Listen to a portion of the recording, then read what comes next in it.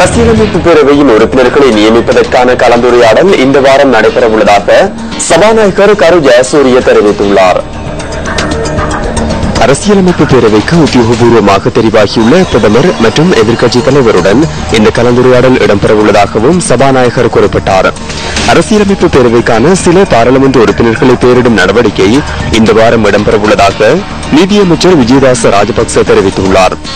ஜனாதிபதியினால் முன்மொழியப்படும் ஒருவர், பிரதமரால் முன்மொழியப்படும் ஒருவரும், எதிர்க்கட்சித் தலைவரால் முன்மொழியப்படும் ஒருவர் மற்றும் பாராளுமன்றத்தின் சிறிய கட்சிகளை பிரதிநிதித்துவப்படுத்தக்கூடிய ஒருவருமே தெரிவு செய்யப்படவுள்ளதாகவும் நீதியமைச்சர் குறிப்பிட்டுள்ளார்.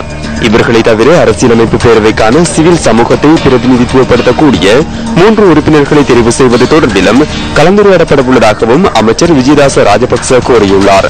சிவில் சமூக உறுப்பினர்களின் தெரிவு குறித்து பெயர் குறிப்பிடப்படுவோர் தொடர்பில் அடுத்த பாராளுமன்ற அமர்வின் போது சபையில் அறிவிக்கப்பட்டு அனுமதி பெறப்படும் எனவும் நீதியமைச்சர் விஜயதாச ராஜபக்ச தெரிவித்தார். 19வது அரசியலமைப்பு திருத்தத்தின் ஊடாக அரசியலமைப்பு பேரவை ஸ்தாபிக்கப்பட்டது. அரசியலமைப்பு பேரவைக்கு 15 உறுப்பினர்கள் நியமிக்கப்படவுள்ளதுடன் அரசியலமைப்பு ஆணைக்குழுவிற்கு 13 பேர் நியமிக்கப்படவுள்ளமை குறிப்பிடத்தக்கது.